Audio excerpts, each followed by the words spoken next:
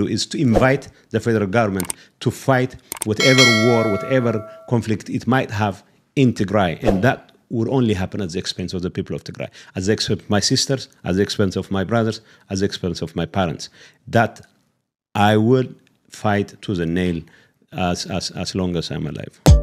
ሰሜን ወሎ ላይ የነበረው ጦርነት ህወሓት ነው እየመራ የመጣው የሻዕቢያ ተልእኮ ነው ተልእኮን የሰጣቸው ሻዕቢያ ነው እየመራ የመጣው ህወሓት ነው የሚነዱት ደግሞ ማን ነው ፋኖ የምትሏቸው አህዮች ናቸው ብለን ስንናገር ሰሚ አልነበረም ይሄው ጌታቸው ረዳ የሚያወራውን ስሙት You should see so what the TPLF leadership is trying to do is to see if aligning alliance with the Eritreans could save them from a real or perceived threat from the federal government but ስለ አካባቢው ስለ ትግራይ ስለ ኤርትራ በጣም ከበቂ በላይ መረጃ ያለው አሁንም ደግሞ ከውስጥ ካሉ ሰዎች በኩል መረጃ የሚደርሰው ሰው ከኤርትራም ከህወሓትም በኩል ይሄ ሰው የሚናገረው ነገር አለመስማት ደንቁር ያለው ብሎ እንደማመን ነው የሚቆጠረው ጦርነቱን ለማሻሻጥ የሚዲያ ካቨሬጅ እንደሚያስፈልገው አውቋል ስለዚህ አንድ ግሎባል ፓወር ሽፍትስ የተሰኘ ቻናል ወይ በራሱ ገንዘብ ወይ በዩኤኢ ድጋፍ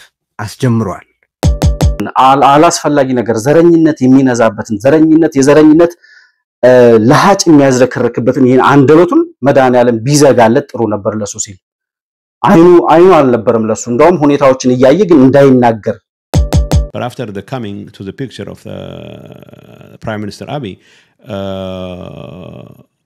against whom we really fought to the nail to stop him from getting elected but fortunately or unfortunately for us he got elected እና ጌቾ አብይ ጠቅላይ ሚኒስትር ሆኖ በመመረጡ ነው ወደ ጦርነት የገባ ነው ስላለ እንዴት ጄኖሳይድ ስለሆነ ነው ጄኖሳይድ ስለተፈጸመ ነው ጄኖሳይድ ለመፈጸም የመጣ መንግስት ስለሆነ ነው እንዴት አይልም እንዳንተ ደንቆሮ አይደለማ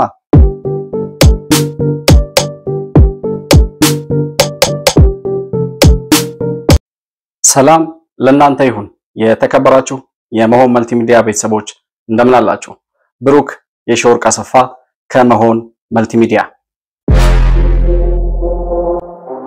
መሆን መልቲሚዲያ ዘረኝነትንና ጥላቻን የሚጸየፍ በሐሳብ የበላይነት የሚያምን እውነትንና ኢትዮጵያዊነትን ለማጽናት የሚተጋ ሚዲያ ነው መሆን መልቲሚዲያን በሱፐር ቻትና በሱፐር ስቲከር እንዲሁም በገንዘብ መደገፍ የምትችሉ መሆኑን በአክብሮት እንገልጻለን ይህን ሚዲያ መደገፍ እውነትንና ኢትዮጵያዊነትን ማጽናት መሆኑን አውቃችሁ ሼር ላይክ ሰብስክራይብ በማድረግ ለሌሎች ተደራሽ ማድረጋችሁን አትርሱ መሆን መልቲሚዲያ የአዲሱ ትውልድ ሚዲያ በዛሬው ፕሮግራማችን የጠቅላይ ሚኒስትር አብይ አህመድ የምስራቅ አፍሪካ ጉዳዮች አማካሪ የሆኑት አቶ ጌታቸው ረዳ በወቅታዊ ጉዳዮች ላይ አስመልክቶ ከአንድ ዩቲዩብ ቻናል ጋር ያደረጉትን ቆይታ አስመልክቶ ባነሷቸው ሐሳቦች ላይ እየተወያየን ቆይታ የምናደርግ ነው የሚሆነው መሆን መልቲሚዲያን ላይክ ሰብስክራይብ እና ሼር እያደረጋችሁ እንዲሁም በሱፐር ቻት እና በሱፐር ስቲከር መሆን መልቲሚዲያ መደገፍ እንደምትችሉ እያስታወስኩኝ አብራችሁ እንድትቆዩ በአክብሮት እጋብዛለሁ እንግዲህ አቶ ጌታቸው ረዳ ከትላንት በስቲያ ይመስለኛል ከ3 ቀን በፊት አንድ የውጭ ሚዲያ ጋር የዩቲዩብ ቻናል ጋር ያደረጉት ቆይታ ብዙ መነጋገሪያ ሆኗል ብዙዎችንም ያስለቀሰ ይገኛል የብዙ አይዲያዎችን ብዙ ሐሳቦችን ያነሳበት ኢንተርቪው ነው በርግጥ 45 ደቂቃ የሚሆን ቆይታ ነው የነበረው ከቃለ መጠይቁ ነገር ግን በጣም ብዙ ወቅታዊ የሆኑና አንኳር የሆኑ ጉዳዮች የተነሱበት እንደመሆኑ መጠን በተቃርኖ ጎራ ያሉ ሰዎች ሙሾ ያወረዱበት ይገኛሉ ጌቾ እንግዲህ እየወጣ አንድ ነገር በተናገረ ቁጥር ጌቾ የሚናገራት አንድ ቃል ወደ 50 እና 60 የሚሆኑ ጽንፈኛ ቡድኖችን እየገነደሰ የሚጥልበት ሁኔታ እየተፈጠረ ነው ያለውና በዋናነት እንግዲህ በመጀመሪያ ያነሳው አቶ ጌታቸው ረዳ ስለ አባይ ግድብና ስለ ግብጽና ኢትዮጵያ ግንኙነት አስመልክቶ ያው የምስራቅ አፍሪካ ጉዳዮች አማካሪ እንደመሆኑ መጠን እንዲሁም በቀጠናው ዙሪያ ላይ በቂ የሆነ ዕውቀት አላቸው ከሚባሉ ሰዎች መካከል አቶ ጌታቸው ረዳ አንዱ እንደሆነ ይታወቃል በመጀመሪያ እንግዲህ ጌቾ ያነሳው የአባይ ግድብና የግብጽና ኢትዮጵያን ግንኙነት አስመልክቶ የህዳሴ ግድብ ምን አይነት ጠቀሜታ ይኖረዋል ምን አይነት ሲግኒፊካንት የሆነ ለውጥ ሊያመጣ ይችላል በኢትዮጵያ ላይ ያለው ያለውን ይዞ የመጣውን ጥቅምና ቀጣይ የሚኖረውን የጂኦፖለቲክስ ሁኔታ አስመልክቶ ለተነሳለት ጥያቄ ነው ምላሽ የሰጠው እና ግብጾችን አናታቸውን ብሎ ነው የጣላቸው ጌቾ እዚህ ላይ የኢትዮጵያ የመቻል አቅም የታየበት ነው የህዳሴ ግድብ ይላል ጌቾ እንግዲህ ከዚህ በፊት ጊዜ ብዙ ያሳየን ነው ያለው ጌታቸው ረዳ በሰሜኑ ጦርነት ጊዜ አብይ አህመድ ግድቡን ሽጦታል ብሎ ለመጀመሪያ ጊዜ እንደውም ይመስለኛል ከዛ በኋላ ነው ነጃዋርም የተከተሉትና ግድቡ መሸጡን ሲነግረን የነበረው ጌቾ ዛሬ ከራሱ ጋር ታርቆ ከሁኔታው ጋርና ከእውነታው ጋር ራሱን አስማምቶ የህዳሴ ግድብ ያለውን ጠቀሜታና አንደምታ በዚህ መልኩ ነው የተነተነው But the most important aspect of the Renaissance Dam is the kind of example it sets to the rest of the world that we were able to build the largest possible dam on the Nile without having to seek the financial support of the rest of the world. It would send the signal that it would be foolhardy for the international community to try and stop us from building other projects which are far less significant than the Renaissance Dam. So this is the largest possible dam that could be built on the Nile. So you're able to build the dam on our own, okay? So other possible projects over the dam, over the Nile, could only be far less significant than the Renaissance Dam. So it would be foolhardy for the Egyptians to try and to stop other projects which are far smaller than the Renaissance Dam. The Egyptians are steeped in the tradition of trying to establish that they are historically entitled to the exclusive use of Nile waters. The thing is, if the Nile if the Egyptians insist that it is their historic right to maintain exclusive control over Nile waters, it defies geography, it defies common sense, it defies any notion of fair play or justice.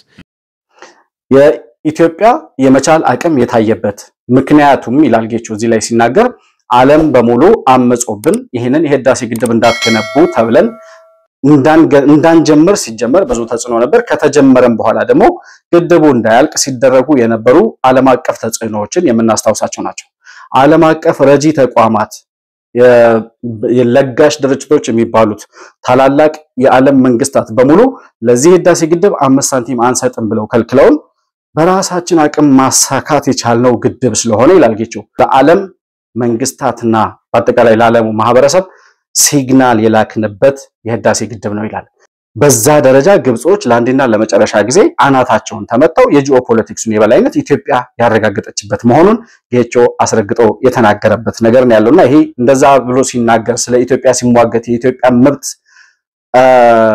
እውነት ላይ ተመርኩዞ ይዞ ሲከራከር ስላዩት በጣም ደስ ብሎኛል ጌታቸው ረዳ ይሄንን ኢንተርቪው ተከትሎ እንግዲህ ሙሾ አውራጆች ናቸው ያልኳቸው ሰዎች የሪዮት ሚዲያ ባለቤት ማነው ቴድሮስ ጸጋዬ የሚባለው የህወሓት አፈቀላጤ ደብረጽዮን እና መለዚናዊ ቀጥቅጣው ያሳደጉት የዘረኝነት ፖለቲካ አቀንቃኙ ቴድሮስ ጸጋዬ ነው እሱና አሉላ ሰለሞን ናቸው በዚህ ጉዳይ ላይ ውይይት የሚያደርጉት እንግዲህ አሉላ ሰለሞን ማን ነው የትግራይ ጦርነት ለትግራይ ህዝብ ባህላዊ ጨዋታ ሆኖ ብሎ የትግራይን ህዝብ ወደ ጦርነት እንዲማገድ ከፊቱ ነው ሲመራ የነበረ ሰው ሁለቱ ናቸው በጌቾ ጉዳይ ላይ ውይይት የሚያደርጉትና ከቻናሉ ከዩቲዩብ ቻናሉ ማንነት ነው የሚጀምሩት ምን ያክል እንደደነገጡ ምን ያክል እንዳስጨነቃቸው ምን ያክል ጌቾ የሚናገረው ነገር ጽንፈኛውን ካምፕ እንዴት እየረበሸው እንደሆነ ከእነ ቴድሮስ ከሚናገሩት ነገር ልጀምርላችሁና እንቀጥላለን እኔ ጌታቸው ሼር እንዳደረገው ያንን ሊንክ ስገባ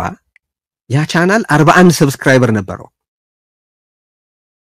ይሄንን ያዝልኝ 41 ሰብስክራይበር ነበረው እኔ ቀደም በመቶዎች አርጊው ነበርና 41 በትክክል ነው ያየሁት በቃ እኔ ልክ ሼር እንዳደረገው በ2 ደቂቃ ውስጥ ነው ያየሁት ገብቼ ሳይው 41 ሰብስክራይበር ነበረው አንድ ሁለተኛ ርዕሱን ተመልከት ምንድነው የሚለው ግሎባል ፓወር ሺፍትስ ነው የሚለው አሁን ያ አዲስ ቻናል ነው የመጀመሪያ ኤፒሶድ ነው ግሎባል ፓወር ሺፍትስ ነው የሚለው በጌታቸው ረዳ ግሎባል ፓወር ሺፍትስ የሚል ቻናል በጌታቸው ረዳ ሊጀምር የሚችልበት ምክንያት ማለት በጣም ሩቅ ነው አይደለም ብልጽግና ጦርነት ሲጀምር የውጭ ግንኙነትና ዲፕሎማሲ የሚዲያ ጉዳይ ጦርነቱን ለማሻሻጥ የሚዲያ ካቨሬጅ እንደሚያስፈልገው አውቋል ስለዚህ አንድ ግሎባል ፓወር ሽፍትስ የተሰኘ ቻናል ወይ በራሱ ገንዘብ ወይ በዩኤኢ ድጋፍ አስጀምሯል። ጌቾ የሚናገረው ነገር የጽንፈኛውን ካምፕ ጎራ ምን ያክል እየበታተነውና እያፈረሰው እንደሆነ የምታውቁት ይሄንን ዩቲዩብ ቻናል ይላል ብልጽግና በራሱ ገንዘብ ካልሆነም ደግሞ የዩናይትድ አረብ ኤሚሬት መንግስት ረድቶት የተቋቋመ ዩቲዩብ ቻናል ነው ይላል። ዩቲዩብ ቻናል እኮ ማንኛውም ሰው አሁን መጥቶ በራሱ ጊዜ ከፍቶ ሊሰራበት የሚችለው ቻናል እኮ ምንም ከባድ ነገር የለውም። ካፒታል አይጠይቅ፣ ገንዘብ ዶላር አይጠይቅ፣ ምን አይጠይቅ። ማንኛውም ሰው ስልኩ ላይ ከፍቶ ሊጠቀምበት የሚችለውን ዩቲዩብ ቻናል የዩናይትድ አረብ ኤሚሬት ደግፎት ብልጽግና የራሱን ፕሮፓጋንዳ ለመንዛት ያስከፈተው ዩቲዩብ ቻናል ነው ይላል። እኔ ቴድሮስ ጸጋዬ እየደነቆረ ያለበት ፍጥነት እየደነቆረ ያለበት ጥልቀት ዝም ብዬ ሳየው በጣም ግራ የሚያጋባ ነው። የሰው ልጅ እንዴት በዚህ ልክ ይደነቆራል? በቃ ደንግጣችኋል። ጌቾ በሚያወራው ነገር የምትሉትን የምትይዙትን አጣችኋል። ስለዚህ አንዳንዴ እኮ ዝም ማለትም መፍትሄ ነው። እንደው ለደጋፊዎቻችሁ ለተከታዮቻችሁ አሉታዊ የሆነ ነገር መልእክት ከምታስተላልፉ 10ም 15ም ደጋፊ ቢኖራችሁ ማለት ነው። እንደዚህ አይነት የወረደ ትችት ዩቲዩብ ቻናሉን ዩናይትድ አረብ ኤሚሬት ናት የከፈተችለት። እኔ ቴድሮስ ጸጋዬ ግን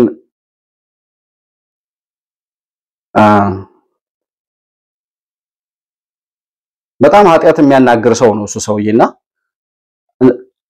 እንደዚህ የሚለፈልፍበትን አላስፈላጊ ነገር ዘረኝነት የሚነዛበትን የዘረኝነት ለሃጭ የሚያዝረከረክበትን ይሄን አንደበቱን መድኃኒዓለም ቢዘጋለት ጥሩ ነበር ለሱ ሲል አይኑ አልነበረም ለሱ እንደውም ሁኔታዎችን እያየ ግን እንዳይናገር መሆን ቢችል ጥሩ ነበር በያስባለሁ። አንዳንድ ጊዜ አሉላ ሰለሞን ምን ይለዋል? ከዛ ቀጥሎ ስራው ነው በቃ የተመደበበት ስራው ነው። እዚህ ጋር ኢንተርጀክት ላድርግና ቴዲ let's not forget ጌታቸው የአብይ አማካሪ ነው የአፍሪካ ምስራቅ አፍሪካ ሶ የምትለው ያው ግምት ላይ ተመስርቶ መሆኑ እንደተጠበቀ ሆኖ ነገር ግን ያ የመሆን እድሉ ደግሞ ብዙ ከስርዓቱ የራቀ ሰው እንትን አድርጋ አይደለም እየተጠቀምክ ያለው ሶ ስራውን ሁሉ ልፈልግ ነው ፕሮባብሊ እንደዚህ አይነት ስራዎችን እንዲሰራ ነው የሚጠበቀው። የምስራቅ አፍሪካ አማካሪ ሲባል አንድ ሰው ኤርትራን የሚመለከት ዳሴ ግድብ የሚመለከት ቀይ ባህርን የሚመለከት ጉዳዮች ህወሓትን የሚመለከት ጉዳዮች ማንሳቱ አይቀርም። ግን አሉላ ሰለሞን ነብስ ገዝቶ ዛሬ ጌቾ ስራው ነው በቃ የተመደበበትን ነገር ነው ያወራው። ስለ አባይም ስለ ቀይ ባህርም ስለ ምስራቅ አፍሪካና ስለ ኤርትራም ስለ ህወሓትም ይመለከተዋል። ስለዚህ ስለሚመለከተው ጉዳይ ነው ያወራው። ቴድሮስ ግን በዚህ ልክ ጨርቁን ሊቀድ ደርሷል። እሱ ብቻ አይደለም ሌሎች በዚህ በጽንፈኞች ጎራ ላይ ተሰልፈው አሁን የሚደረገው ነገር ሁሉ የሚያጣጥሉ በተቃውሞ ብቻ እያተረፉ ያሉ ሰዎች የጌቾ መጥቶ የመንግስትን እውነታ እየገለጠ መናገሩ ምን ያክል እያፈራረሳቸው እንደሆነ በትክክል እያየን ያለንበት ሁኔታ ነው ያለው። ጌቾ ሲቀጥል ስለ ጦርነቱ ነው የሚያወራው። ስለ ሰሜኑ ጦርነት ማለት ነው። ጌቾ የህወሓት የህዝብ ግንኙነት ምናምን ሆኖ በኃላፊነት በአመራርነት እየሰራ በነበረበት ጊዜ ያኔ ከ3 ከ4 ዓመት በፊት ጦርነቱ ተነስቶ በነበረበት ሰዓት ላይ የተነሳበትን ምክንያት ነው የሚናገረው። ጦርነት ውስጥ ስንገባ የገባንበት ሁኔታ ጦርነቱን የጀመርንበት ሁኔታ የተሳሳተ ነበር። የነበረን አቅም የፖለቲካ አመራሩ ለህዝብ የሚናገረው ነገር እና መሬት ላይ ያለው የህወሓት አቅም የተሳሳተ ነበር እና በደንብ ሳናስብበት ሳንዘጋጅበት የገባነው ጦርነት ነው ይላል ጌቾ። እና እዚሁ ላይ ያያይዞ ስላብቹን የሚያነሳው ጦርነቱ ስለተነሳበት ምክንያት ወደ ጦርነት ስለገቡበት ምክንያት ቴድሮስ ጸጋዬን ሊያሳብደው የደረሰው ይሄ ነው አንዱ። You know, the leadership, myself included, it was myself and the president, then President Debretsion, were assigned to be in charge of Tigray first. What I'm saying is we fought really hard to stop him from becoming the prime minister, but he did. So, you know, the most normal thing, but at some point it became both TPLF and the Prosperity. It became a Prosperity. We didn't want to join Prosperity Party. We stuck to our EPRDF guns, and EPRDF, when we withdrew from the coalition, obviously we didn't want to become part of the Prosperity Party. That means the Prime Minister's agenda and my agenda became mutually exclusive. So to cut a long story short, it reached a point where the only way to resolve the issue was to fight it out. ወደ ጦርነቱ ከመግባታችን በፊት ህወሓት ከዚህ ተጠላርጎ ወደ መቀሌ ሲሄድ ጠቅላይ ሚኒስትር አብይ ጠቅላይ ሚኒስትር ሆኖ እንዳይመረጥ እንችለውን ሁሉ አድርገናል። ወደ ጠቅላይ ሚኒስትርነት እንዳይመጣ ስልጣኑን እንዳይቆጣጠር እንችለውን ሁሉ ሞክረናል ይላል። ነገር ግን fortunately or unfortunately he became a prime minister ይላል። በቃ በዚህም ይሁን በዛ ወደድንም ጠላንም እኛ እንዳይመረጥ የፈለግነውን ነገር ብናደርግም ሰውየው ግን ጠቅላይ ሚኒስትር ሆኗል። በቃ አለቀ። ስለዚህ ስንሞክር ስንታገል የነበረው ነገር ሳይሳካ ቀርቶ ጠቅላይ ሚኒስትር ስለሆነ ወደ ጦርነት ገባን ይላል። ቴድሮስ ሊያብድ ምንም አልቀረውም እዚህ ላይ። እነሱ የሚያወሩት የጦርነቱ ምክንያት ጌቾ እንዲያወራላቸው የሚፈልጉት ሌላ ነው። ጌቾ ዛሬ መጥቶ ነው አብይ ጠቅላይ ሚኒስትር ሆኖ ስለተመረጠ ነው ህወሓት ስልጣኑ ስለተቀማ ነው ወደ ጦርነት የገባነው በዛ ምክንያት ነው አላበቃ አለቀ 104 ነጥብ። ማን ይናገር ከዚህ በላይ? ጌታቸው ረዳ ማለት የህወሓት ቀንደኛ አመራር ሆኖ በረሃ ድረስ ወርዶ ብልጽግናን የታገለ ዶክተር አብይን እስከ ጥግ ድረስ ሂዶ የተቃወመና የታገለ ሰው ነው። ያ ሰው ዛሬ ከእውነታው ጋር ታርቆ የህወሓት ማንነት ገብቶት በስህተት ወደዛ ነገር መግባቱ ገብቶት እውነታውን እየተናገረ ነው ያለው። የህወሓት አመራር ነው። እዚህም እያለ የፖለቲካ አመራር ነበር። ግንባርም ድረስ ሂዶ የጦር አመራር ሆኖ ሰርቷል። ስለዚህ የሰውዬ እውነቱን ሲናገር ኦኬ እንደዚህ ነው እንዴ ብሎ ከመቀበል ውጪ አማራጭ የላችሁም። በዚህ ጉዳይ ጦርነቱ የተነሳው አብይ ጠቅላይ ሚኒስትር ሆኖ እንዳይመረጥ ሞክረን ስላልተሳካልን ነው ካለ በኋላ ጌቾ ያ ቴድሮስ የምትለው ሰውዬ የሚለውን ደግሞ ልጋብዛችሁ ስለዚህ ጉዳይ። ጌታቸው ከጥቂት ዓመታት በፊት የብልጽግና ተሳዳጅ ቅድም እንደተጠቀስኩት የትግራይ ህዝብና የማናቸውም ህዝብ መጨፍጨፍ መፈጀት የለበትም በማንኛውም ህዝብ ላይ የህልውና ስጋት መደቀን የለበትም ያሉ ሁሉ አይከን ነበር፣ ጀግና ነበር። የብልጽግና ተሳዳጅ ነበር። የቀደም የጠቀስናቸው የህብረተሰብ ክፍሎች ደግሞ አይከን ነበር። አሁን ደግሞ ጌታቸው የእውነት ፊውጂቲቭ ነው፣ ግን ደግሞ የብልጽግና ንብረት ነው። ፍሬም ሊያረግ የሚሞክርበትን መንገድ ብትመለከት መጀመሪያ ጦርነቱ የተነሳበትን መንገድ በብዙ አጋጣሚዎች ጦርነቱ መቅረት ይችል የነበረ አልነበረም ብሎ የተናገረ ሰው ነው። አሁን እንዴት አርጎ ፍሬም ሊያረገው ሲሞክር ነበር መሰለ? የአብይን ጠቅላይ ሚኒስትርነት ትግራይ ያሉት ሊቃን በኢጎ ምክንያት ስላልተቀበሉት የተነሳ ጦርነት አስመስሎ ፍሬም ሊያረገው ሲሞክር ታያለ። አይ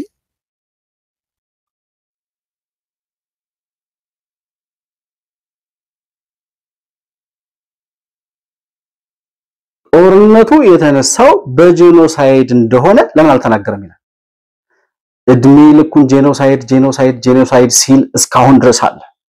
ሰው በጅምላ ሲጠፋ ለማየት ያለው ጉጉት የቴድሮስ ዛሬ እንኳን ህወሓት የደረሰበትን መቀመቅ የወረደበትን አዘቅት የትግራይ ህዝብ ከህወሓት ጋር ምን አይነት አጌንስት ቆሞ እየታገለ እንዳለ የትግራይ ህዝብ ህወሓት በሚባል ዘረኛ ቡድን የደረሰበትን ማአትና የወረደበትን እሳት እየተመለከተ እነዛ የሞቱ ህወሓት ባመናቸው ከ600,000 በላይ በማያውቁት ጦርነት ገብተው ያለቁ የትግራይ ወጣቶች እንዳይበቁ ጄኖሳይድ እያለ ያለቅሳል።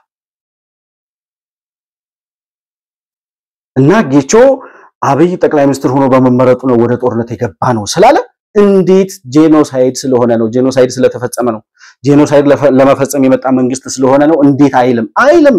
እንዳንተ ደንቆሮ አይደለማ። እውነታውን ግራና ቀኝ ያያል፣ ይገመግማል። ምንድነው እየሆነ ያለው ይላል። እንዳንተ በጥላቻ የሰከረ ሰው አይደል እንዴ? እማኑ በቃ እየተናገረ ያለው ሰው ጌታቸው ምንም ልታረጉት፣ ልትሸውዱት፣ ልታታለሉት፣ በምንም ነገር ልትገዙት የማትችሉት ሰው ነው ጌታቸው ረዳ ማለት። እሱ ሲናገር አለመስማት የራሳችሁ ማንነት እያስገመታችሁ፣ ጌቾ ግን አንድ ቃል በተናገረ ቁጥር እንደዚህ አይነት ዘረኞችን አናታቸውን እያለ ስለሚያፈርስልን ዛሬም ነገም በየቀኑ ኢንተርቪው ቢሰጥ ጌታቸው ረዳ በጣም ደስ ይለኛል።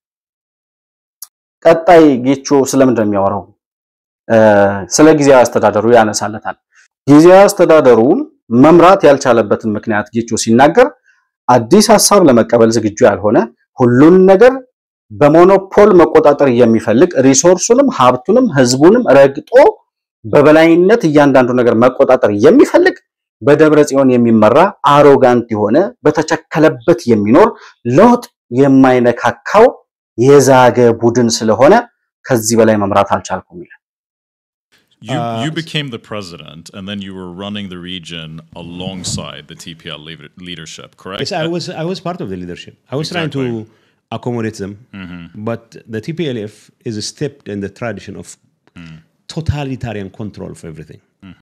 I don't want to dwell much on it because I know of people who belong to that generation who are not fugitives from reality, right. who want to come to terms with reality, unvarnished one.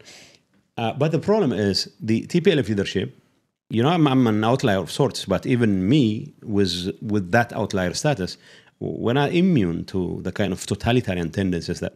So, but I realized when I became the president, it was impossible because it was supposed to be an inclusive administration.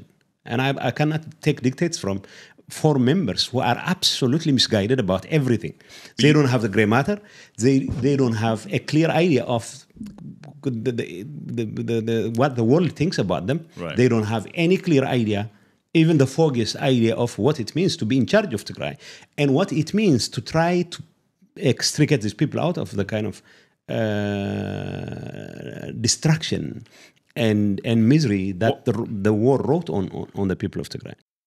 እንዳመራርም አቅጣጫ ለመስጠትም ውሳኔ ለመስጠትም ሞክሬያለሁ ይላል ነገር ግን ከወረዳ ጀምሮ እስከ ዋናው አመራር ድረስ እንዲያውም አልፎ ከመንግስት ጋር ከፌደራል መንግስት ጋር ያለኝ ግንኙነት ሁሉ እንዳላደርግ ወረዳዎች ጋር እንዳልገናኝ ዓለም አቀፍ ተቋማቱ ጋር ምንም አይነት ግንኙነት እንዳይኖረኝ ይሄን ሁሉ ነገር ዘግተው ይዘው በበላይነት መቆጣጠር የሚፈልጉ ሰዎች ስለሆኑ እኔም መክራቸውንም ሆነ ምንም ነገር ለመቀበል ዝግጁ አይደሉም እንዳውም 4-5 ጊዜ ጠቅላይ ሚኒስትሩ ጋር ሁሉ መጣን ተነጋግረና ይላል በዛ ሰዓት 5 የማዕከላዊ ኮሚቴ ኃላፊዎች ነበሩ በዛ በጊዜያዊ አስተዳደር ውስጥ 5ታችንም መስራት ስላልቻል የትግራይን ህዝብ ጥቅም ማስከበር ስላልቻል አልቻልንም ብለን ይቅርታን ጠይቅና እንውረድ ከስልጣን በየጠይቃለሁ ይላል እነ ደብረ ጽዮን ግን ዛሬም ረብሻና መጽ ላይ ናቸው ያሉት ምን ስለሆነ ነው ጌታቸው የሚመክራቸው ምክር ስላልሰሙ ምናምን አይደለም ምን ስለሆኑ ነው እንደዚህ የሆነ ያለው የሚለው መጨረሻ ላይ ነው የምናየው ሲቀጥል ስለ ፕሪቶሪያ ነው የሚያወራው ጌታቸው የፕሪቶሪያው ስምምነት እንዴት እንደተፈረመ እንዴት እንደተወሰነ እዛ ደረጃ ላይ እንዴት እንደተደረሰ ከዚያ በኋላ ምን አይነት ፋይዳ ይዞ እንደመጣ የፕሪቶሪያው ስምምነት ራሱ ጌታቸው የሚያወራው ልጋብዛችሁ Pretoria was signed. But the signing of the Pretoria, everybody welcomed it because it gave us a relief of sorts from the kind of carnage. You know, I will tell you this. About 64 days into the last round of conflict,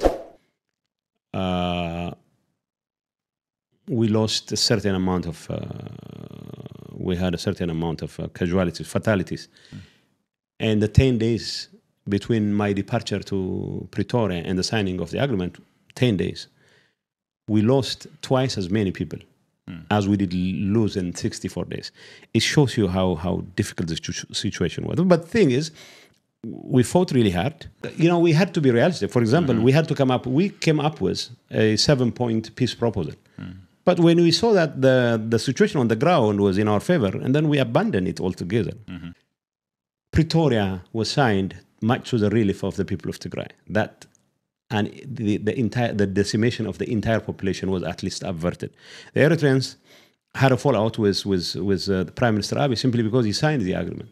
አሁን እነ ደብረ ጽዮን ሲያወሩ መንግስትን አስገድደን ወደ ፕሪቶሪያ ሰላም ስምምነት ይዘነው ሄድን ይላል ይሄው አብሯቸው የነበረው ህወሓትን ግንባር ድረስ ገብቶ የታገለው ማን ነው መንግስትን ህወሓት ሆኖ የህወሓት አመራር ሆኖ የፌደራል መንግስቱን ግንባር ድረስ ወርዶ የታገለው ጌታቸው ረዳ የፕሪቶሪያ ስምምነት ከመፈረም ውጪ ምርጫ አልነበረንም ይላል ኤቭሪቲንግ ሉዝ አርገናል ይላል ምንም የነበረን ነገር የለም በቃ አማራጭ አልነበረንም እና እንደ መውጫ ቀዳዳ የተጠቀሙበት እንደነበር የፕሪቶሪያው ስምምነት ጌቾ አስረግጦ ነው የሚናገረው ይሄ ፕሪቶሪያ ስምምነት ደግሞ መፈረሙ ከማንም በላይ ለትግራይ ህዝብ የጠቀመ ለትግራይ ህዝብ መልካም ፋይዳ ይዞ የመጣ የሪሊፍ ምክንያት የሆነ በጣም ብዙ ትርጉም ያለው ፋይዳ ይዞ የመጣ የፕሪቶሪያ ስምምነት ነው ይላል። ነገር ግን አብረውኝ ያሉ ሰዎች ያ ፕሪቶሪያ ስምምነት ከተፈረመ በኋላ እንኳን ዛሬ እንኳን የትግራይ ህዝብ ፈቃደኛ ሆኖ ሰላም አግኝቶ በፈቃደኝነት የሚፈልገውን ሰው መርጦ በሰላማዊና በዲሞክራሲያዊ መንገድ እንዲተዳደር ከዚያ ጦርነት በኋላ እንኳን መማር የማይችሉ የተቸከሉ ሰዎች ናቸው ይላል። የሱ ጠባቂ ስለነበረ ወታደር ወይም የትግራይ ታጣቂ የነበረ ግን የጌቾ የግል ጠባቂ የነበረ ሰው ከዚህ በፊት በተደጋጋሚ ሲናገር እንደሰማ ነው በድሮን ጥቃት ህይወቱ አልፏል። የሱ ልጅ እናት የነገሩት ነገር ለጌቾ አሁን ላለበት ሁኔታ ቃል ኪዳን ሆኖለታል። Look, the people of Tigray, people really love their peace. I've been to every village in Tigray, not just as a president, later as a president, but even before that. And after the president, every woman would tell me, one of my security guards was killed in a drone attack in my residence. I went to see his mother after signing Pretoria.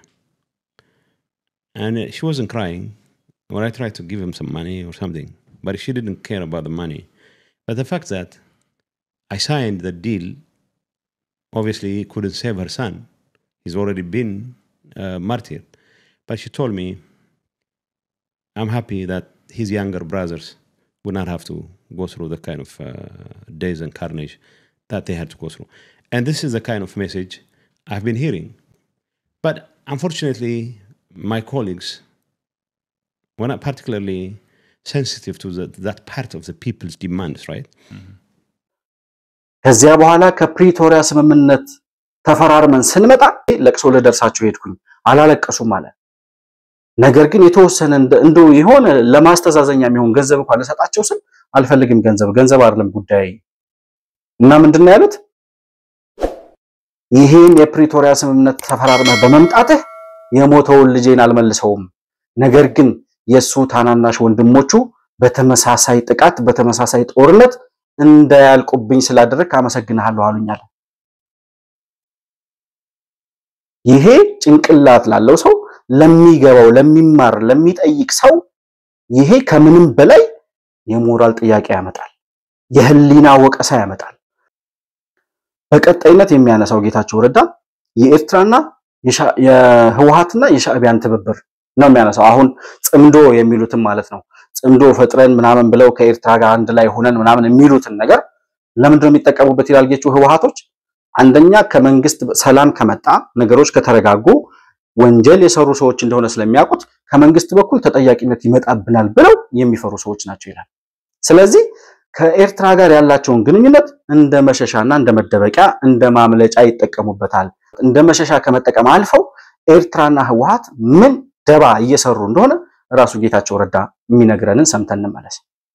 You see, so what the TPLF leadership is trying to do is to see if aligning, alliance with the Eritreans could save them from a real or perceived threat from the federal government. But now, what the Eritreans are trying to do, is to make sure that the conflict goes southwards. So rather than confronting the federal government, whatever its intentions are, in the Eritrean border, because they don't have the numerical advantage, they don't have the technological advantage and all that, they want to send the conflict away from their borders, and it was going to be either in Tigray or in Amhara. So if some conflict erupts, then at the expense of the people of Tigray, that is going to happen at the expense of the people. That's what I don't want to see. That's why I will fight to the nail against my erstwhile comrades, because what they are trying to do is to invite the federal government to fight whatever war, whatever conflict it might have in Tigray. And that would only happen at the expense of the people of Tigray, at the expense of my sisters, at the expense of my brothers, at the expense of my parents. That I would fight to the nail as long as I'm alive. የህወሓት ሰዎች አሁን ያሉት እንደ ደብረጽዮን የራሳቸውን ጥቅም ርካሽ የሆነ የራሳቸውን ፍላጎት ለማሳካት ሲሉ ምንም አይነት በረዶ ምንም አይነት መዓት ምንም አይነት የእሳት ዝናብ የትግራይ ህዝብ ላይ ቢዘንብበት ምንም አይነት ኬር የሌላቸው የራሳቸውን ርካሽ ፍላጎት ለማሳካት ሲሉ ምንም አይነት አደጋ ውስጥ የትግራይ ህዝብ ሊማግዱ የሚችሉ ሰዎች እንደሆኑ ራሱ ጌታቸውን የሚናገረው እኛ አይደለንም ዛሬ ይሄን ይያልን ያለነው የትግራይ ህዝብ ለማጥፋት የመጡ ሰዎች ናቸው የምንለውን አትስሙ ጌታቸው የሚለውን ስሙት ኤርትራ ደግሞ ለራሷ ጥቅም እየተጠቀመችባቸው ነው ለምን ኤርትራ ውስጥ የኤርትራ ድንበር ላይ ጦርነት እንዳይካሄድ ጦርነቱን ወደ ትግራይ ወደ ደቡብ ትግራይና ከዚያ በኋላ ወደ አማራ ክልል በማምጣት ጦርነቱን ኢትዮጵያ ውስጥ እንዲካሄድ ለማድረግ ህወሓትን ሻዕቢያ የተጠቀመበት ነው ይላል በጣም ብልጦች ናቸው ይላል ጌቾ እንደውም ስለ ህወሓት ስለ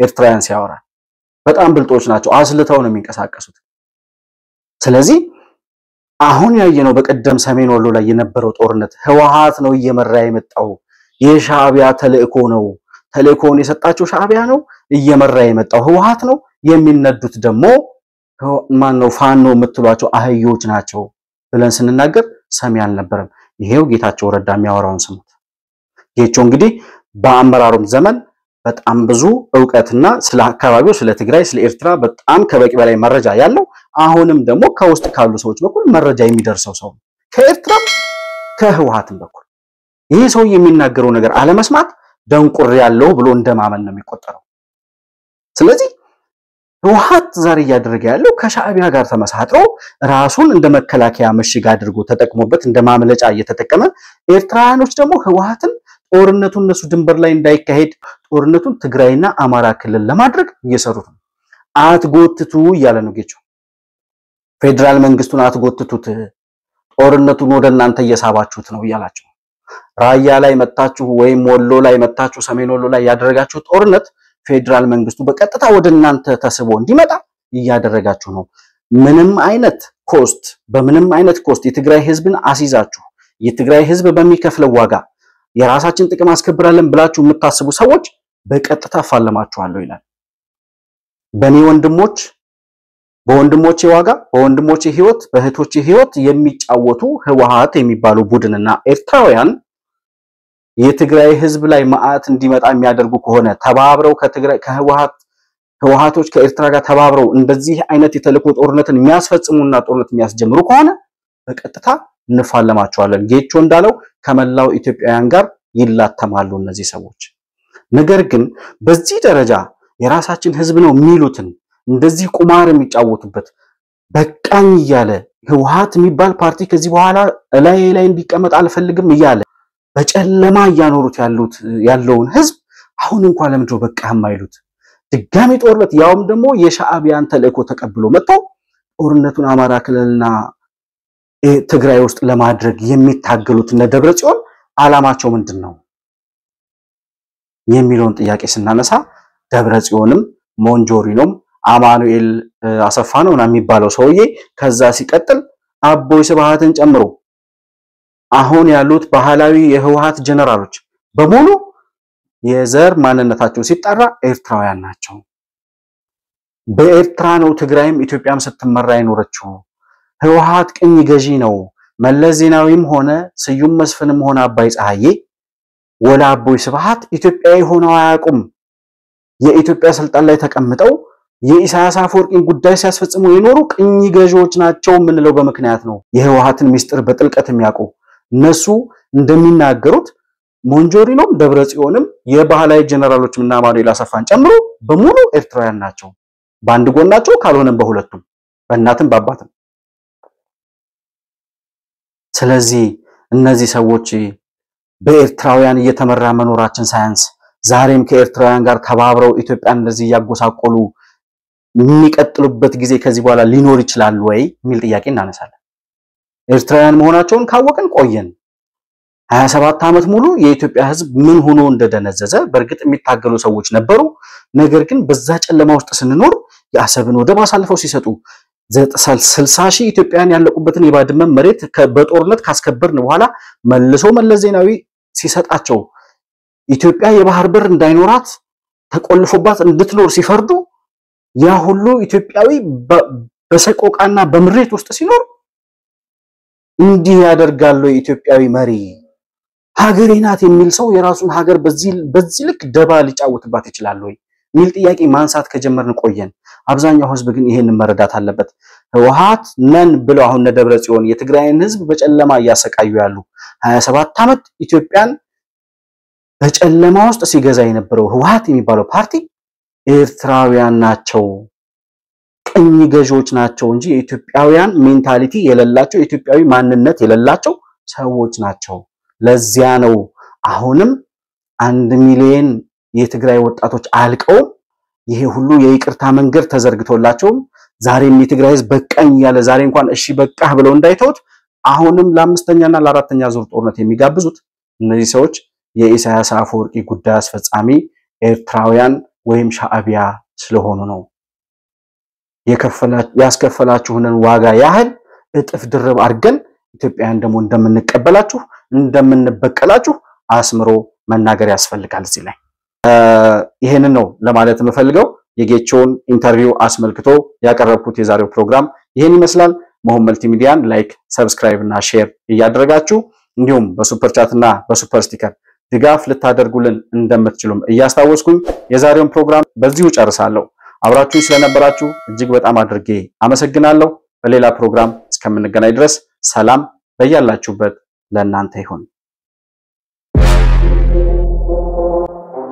መሆን መልቲሚዲያ ዘረኝነትንና ጥላቻን የሚጸየፍ በሐሳብ የበላይነት የሚያምን እውነትንና ኢትዮጵያዊነትን ለማጽናት የሚተጋ ሚዲያ ነው። መሆን መልቲሚዲያን በሱፐር ቻት እና በሱፐር ስቲከር እንዲሁም በገንዘብ መደገፍ የምትችሉ መሆኑን በአክብሮት እንገልጻለን። ይህን ሚዲያ መደገፍ እውነትንና ኢትዮጵያዊነትን ማጽናት መሆኑን አውቃችሁ ሼር፣ ላይክ፣ ሰብስክራይብ በማድረግ ለሌሎች ተደራሽ ማድረጋችሁን አትርሱ። መሆን መልቲሚዲያ የአዲሱ ትውልድ ሚዲያ